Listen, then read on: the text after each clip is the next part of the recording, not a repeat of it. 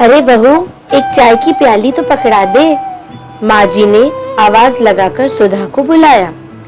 जी माँ जी, लाई, कहकर सुधा ने 2 मिनट में गर्मा गर्म चाय ले आई। सारा दिन सुधा घर के कामों में लगी रहती। सुबह 5 बजे से रात 11 बजे तक घड़ी की सुइयों की तरह टिक टिक करती दौड़ती रहती। सुधा अनपढ़ गवार नहीं थी, पढ़ने में बहुत होशियार और अच्छी खासी पढ़ी लिखी लड़की थी। बच्ची की परवरिश, फिर दूसरा बेटे की देखरेख में उसने अपने करियर की ओर कुछ भी ध्यान न दे पाई।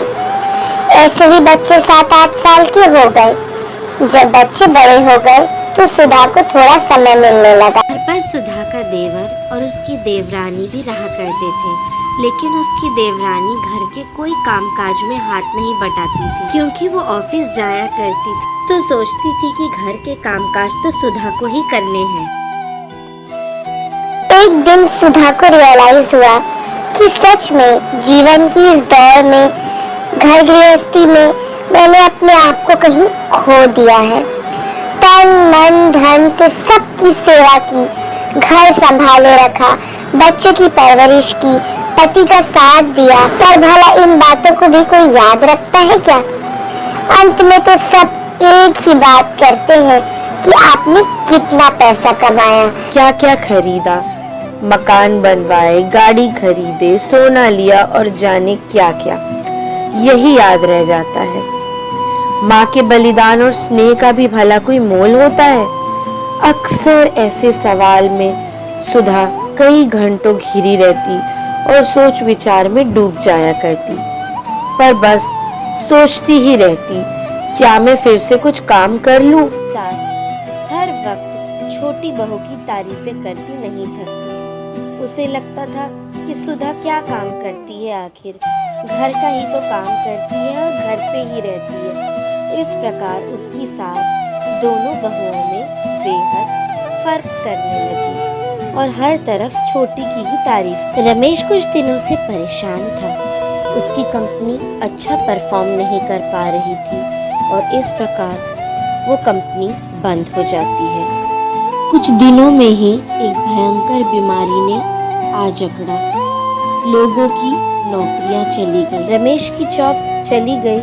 यह बात सुनकर उसका भाई और देवरानी उन लोगों को से निकलने का कह देते हैं। वह डर जाते हैं कि अब हमें ही सारा खर्च उठाना पड़ेगा।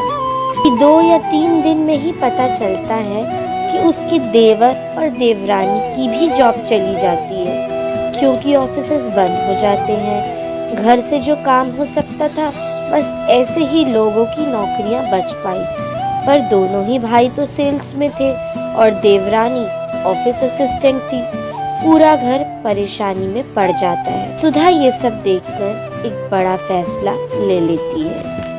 हर कोई यही सोचता कि सुधा क्यों नहीं कुछ बाहर जाके कामकाज करती और घर पे पैसे कमा के ला। वो एक बहुत ही कुशल गृहिणी और जबरदस्त कुक भी थी। वह तुरंत अपने को एक पॉपुलर फूड डिलीवरी कंपनी के साथ रजिस्टर करती है और 1 हफ्ते में अपना पूरा किचन सेटअप करके घर से खाना बनाकर डिलीवर करने का बिजनेस सेटअप करती है। कुछ ही दिनों में अच्छी टेस्ट और अच्छी क्वालिटी की वजह से उसका आउटलेट टॉप में आ जाता है। आसपास के लोग उसके पकाए हुए खाने के कायल हो जाते हैं।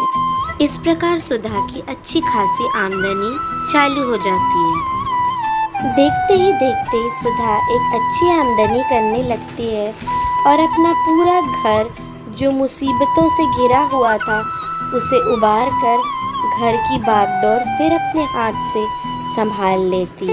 जो पहले उसकी कोई इज्जत न करते थे, अब तारीफ करते नहीं थकते।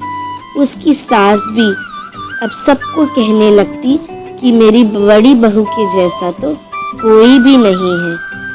इस प्रकार सुधा घर बैठे ही अपना बहुत अच्छा बिजनेस सेट कर लेती है। इस प्रकार एक सामान्य से लगने वाली औरत जरूरत पड़ने पर बहुत अच्छे पैसे भी कमा सकती है। सुधा अब पहले से भी और ज्यादा खुश, स्फूर्ति से भरी और एक काबिल गृहिणी और सक्सेसफुल बिजनेस वुमेन बन जाती है। दोस्तों, हो सकता है आज आप भी इसी हालातों से गुजर रहे होंगे।